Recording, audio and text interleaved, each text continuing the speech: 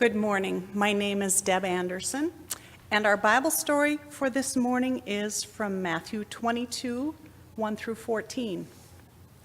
Once more, Jesus spoke to them in parables, saying, "The kingdom of heaven may be compared to a king who gave a wedding banquet for his son. He sent his slaves to call those who had been invited to the wedding banquet, but they would not come. Again, he sent other slaves, saying, 'Tell those who have been invited, look, I have prepared my dinner. My oxen and fat calves have been slaughtered, and everything is ready. Come to the wedding banquet.' But they made light of it and went away, one to his farm, another to his business, while the rest seized his slaves, mistreated them, and killed them. The king was enraged. He sent his troops, destroyed those murderers, and burned their city. Then he said to his slaves, 'The wedding is ready, but those invited were not worthy. Go therefore into the main streets and invite everyone you find to the wedding banquet.' Those slaves went out into the streets and gathered all whom they found, both good and bad, so the wedding hall was filled with guests. But when the king came in to see the guests, he noticed a man there who was not wearing a wedding robe, and he said to him, 'Friend, how did you get in here without a wedding robe?' And he was speechless. Then the king said to the attendants, 'Bind him hand and foot and throw him into outer darkness, where there will be weeping and gnashing of teeth. For many are called, but few are chosen.'" The Gospel of the Lord.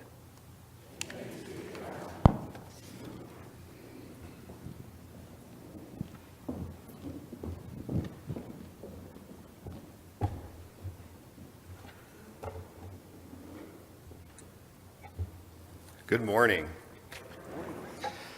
Originally I was slated to give a very short ministry moment, but now I have an entire sermon, so settle in because you're going to get an in-depth look into my life.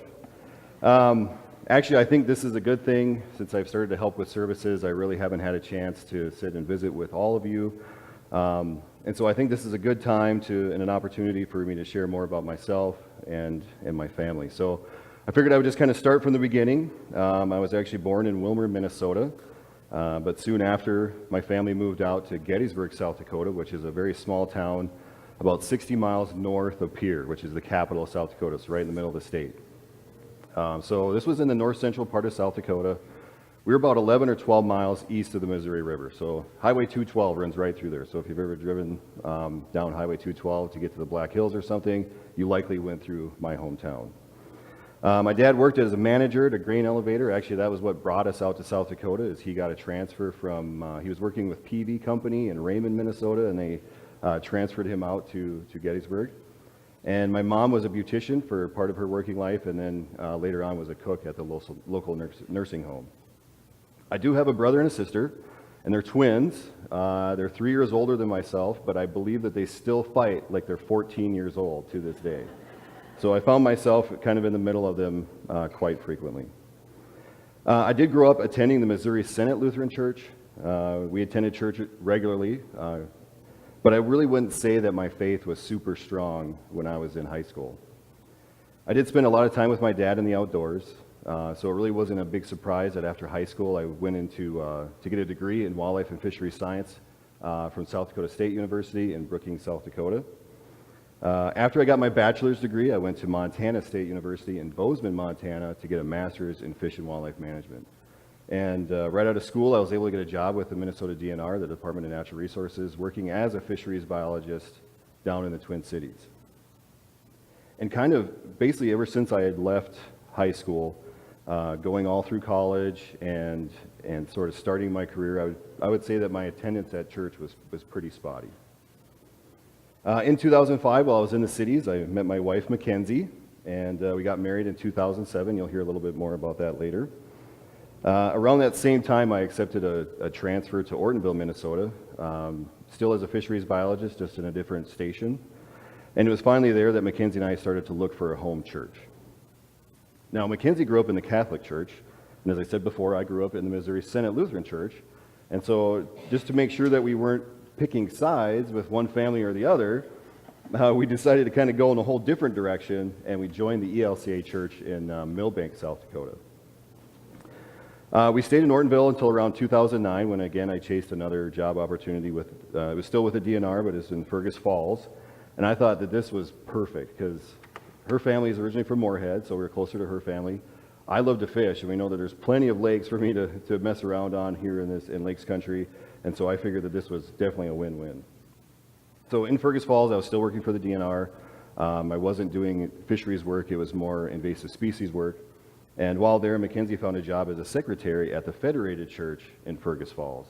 And Federated Church is a very unique church. It serves two denominations, Presbyterian and the United Church of Christ. And since Mackenzie was working there as a secretary, it just seemed really natural for us to just become members there. Now, since Mackenzie and I got married, we were hoping to have children. And remember, we got married in 2007, and it wasn't until 2012, so 5 years later, that we finally had our son, Brennan. And I would say during that time, it was pretty rough, and we almost lost faith in having any children whatsoever.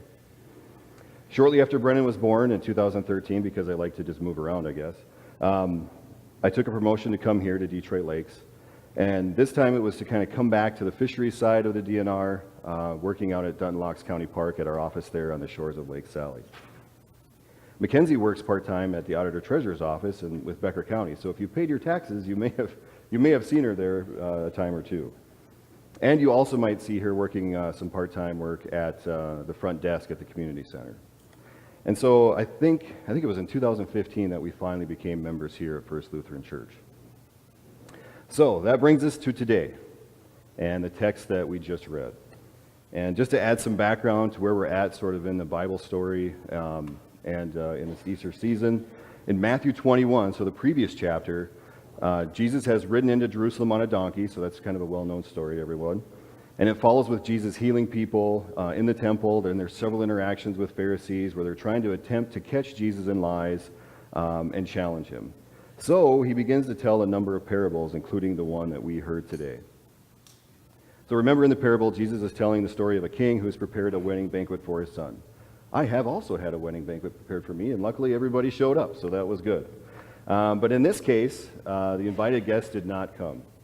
So the king sends more slaves to try and convince the guests to come, but still they do not. So he sends slaves to invite people from off the streets. So he's just randomly grabbing people from off the streets to try to fill the wedding hall, and finally it is filled with guests. So ultimately, I believe that Jesus is using the parable to describe his church. You know, God has sent prophets, he sent his own son, he sent disciples to send the message and invite everyone into the church, yet many ignore the message. And as I was thinking back through my life while preparing the sermon, I could easily find several examples where I could relate to the parable. Throughout my life, I have been blessed. I have had a great life, and I pray that it continues.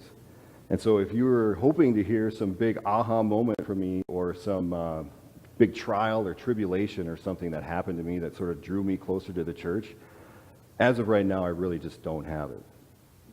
And it doesn't seem to matter. It's just crazy that even though I've had this great life, I still am so quick to forget about it.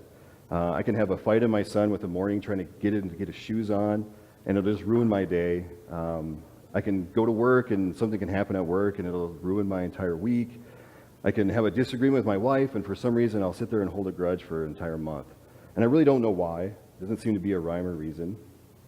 And I'll admit, I usually do not resort to prayer as a first way to deal with those issues. It's something I'm really trying to work on.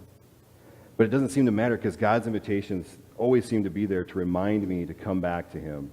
It seems no matter how much I turn away from him, how much I reject his invitation to the banquet, the invitations just keep coming at me all the time.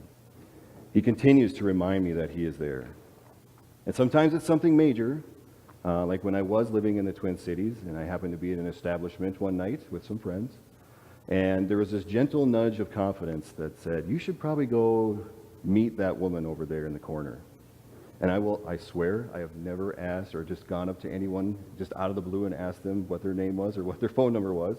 But for some reason that night, I decided to to do that for this one lady, and sure enough, that person became my future wife.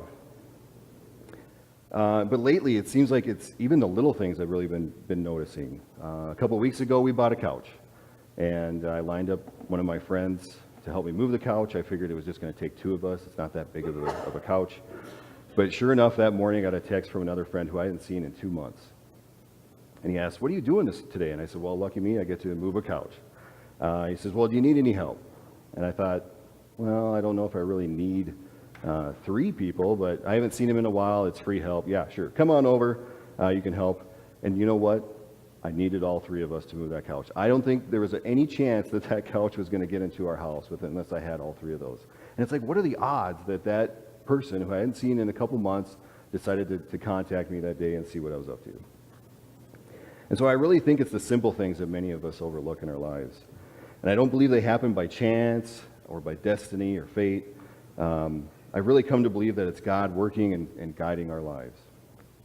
But I still don't always remember that. And I think it's far easier for us, especially for me, to just shrug it off as good luck. And probably many of us think that we would look silly in front of our coworkers, friends, family, if we gave credit to God for the good things that we have in our lives.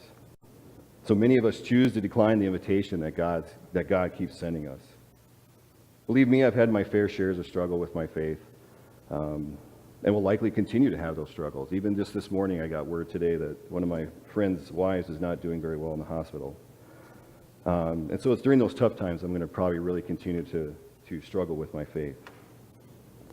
But even during those times of struggle, there's always one thing that seems to come back to me, and I always think about. And I always just ask myself, how could Jesus continue to have put himself through the torture that he endured? Why couldn't he, if he were a simple man, at some point, just shout and say, "Enough! I give up. I can't take anymore. You got me. I'm a fraud. You can take me off the cross now. Gig's up." We know that the Bible tells us that Jesus had many opportunities to do that, and yet he did not.